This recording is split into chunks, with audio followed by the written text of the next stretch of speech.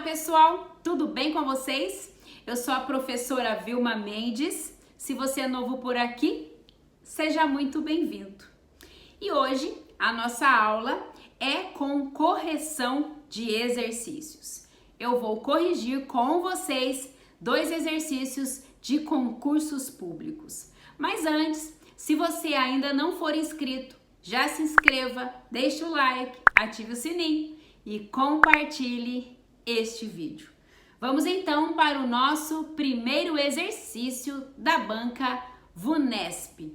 Veja só, traço uma aluna de Sorbonne que a recebesse para uma conversa que pudesse explicar o Brasil com apenas um título que, traço, de roteiro para o trabalho que deveria apresentar.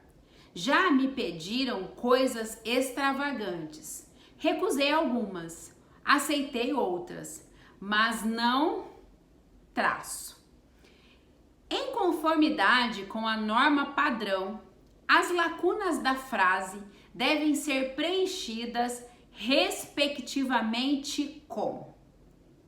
Observe as alternativas. Pelas alternativas, percebemos que essa é uma questão de colocação pronominal. Um assunto que cai demais nas provas de concursos públicos. Não tem jeito. Vocês precisam conhecer as regras de colocação pronominal. Se vocês quiserem, eu já tenho aqui no canal uma aula na qual eu explico tudinho sobre esse assunto. Vá lá depois e complemente os seus estudos. Quanto às regras de colocação pronominal, os pronomes oblíquos átonos são pronomes que se ligam ao verbo.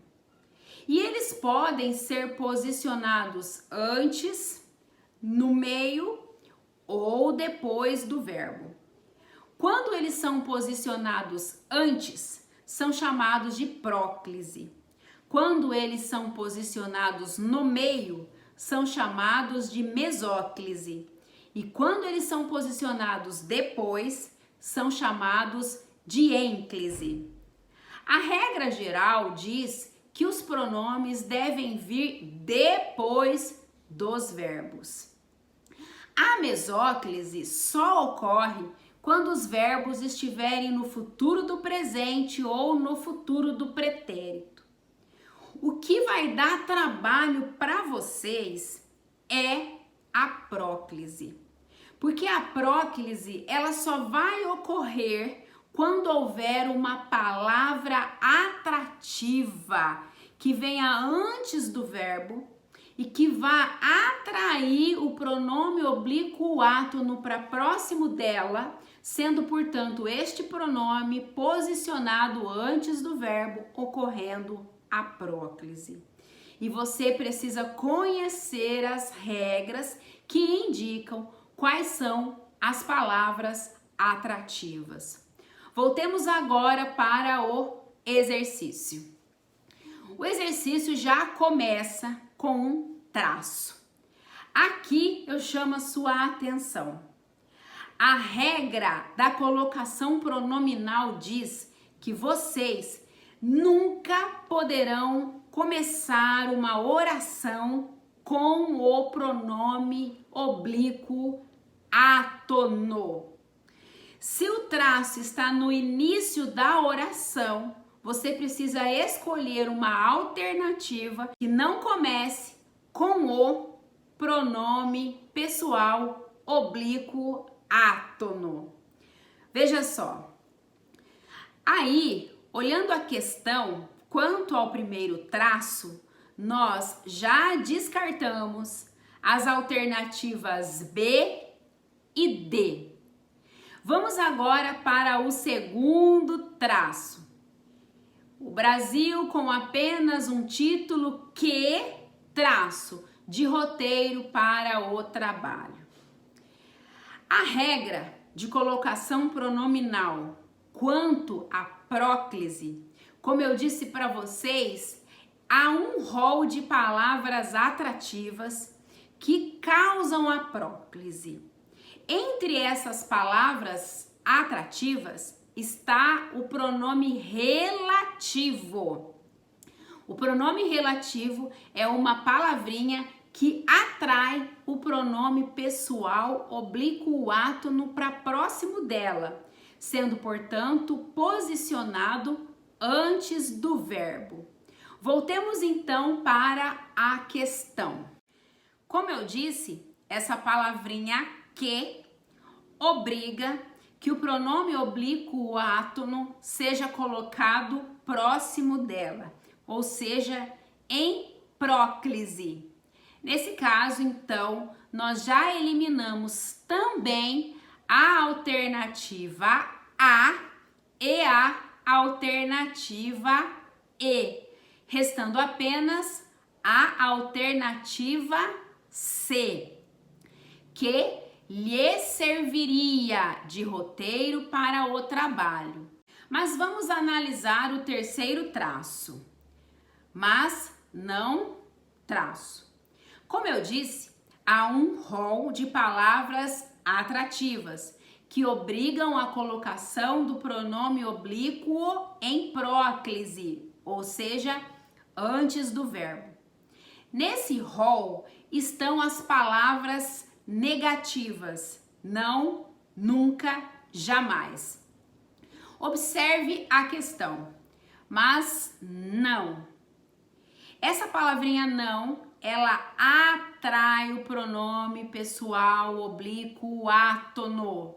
Portanto, isso também justifica a alternativa C. Pediu-me uma aluna de Sorbonne que a recebesse para uma conversa que pudesse explicar o Brasil com apenas um título que lhe serviria de roteiro para o trabalho que deveria apresentar.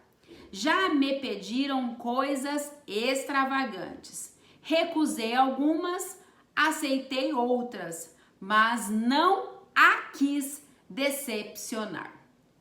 Vamos agora para o segundo exercício da UFV Minas Gerais. Veja só. Em todas as alternativas, há dois advérbios, exceto em.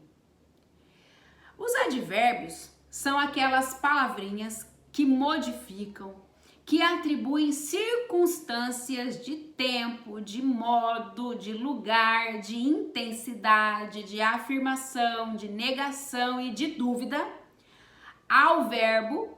E no caso dos advérbios de intensidade, também podem atribuir circunstâncias a um outro advérbio e a um adjetivo. Vamos analisar então as alternativas.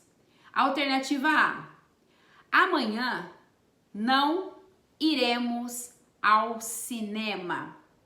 Perceba essa palavrinha amanhã.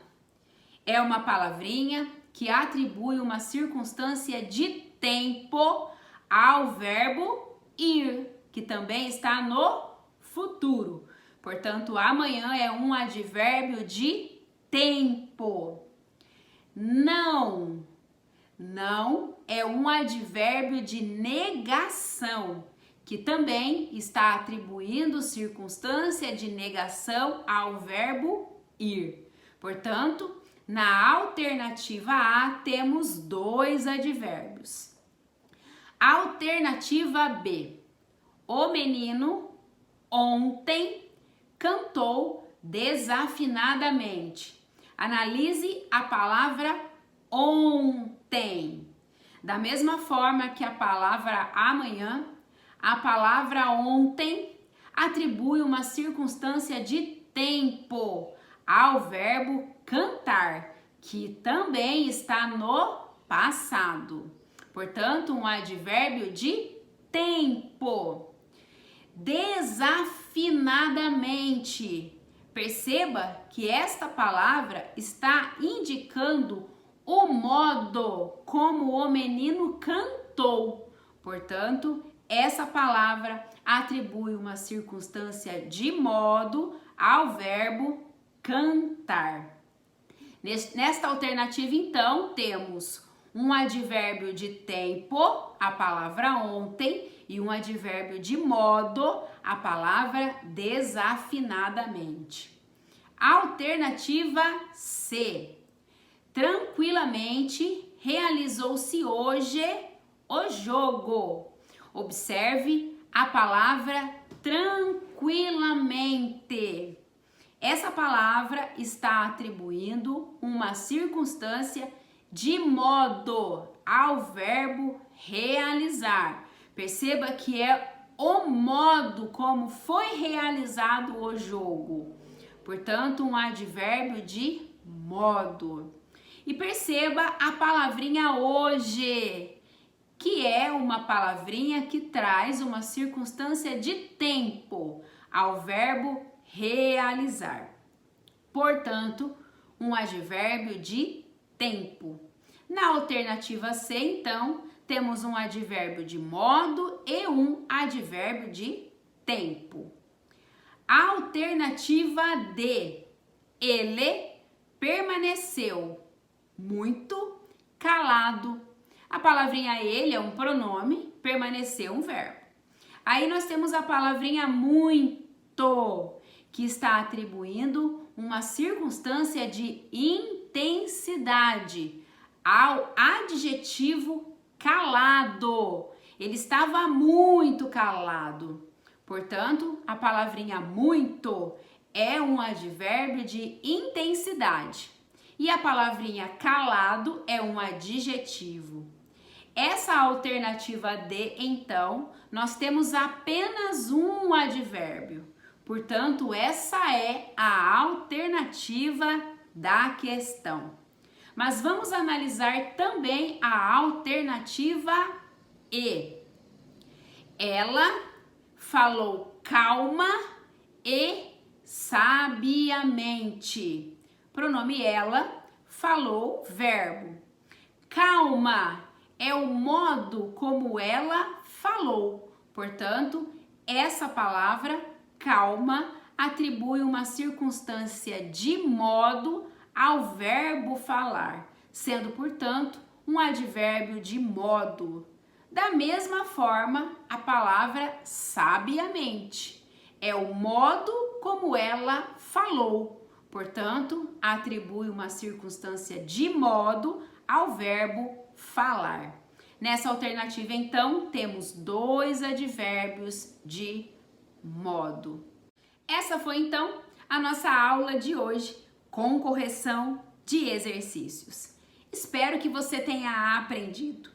Deixa aí nos comentários se você está gostando, se você está entendendo, se você tem sugestões para as próximas aulas. Um abraço da professora Vilma Mendes e até o próximo vídeo.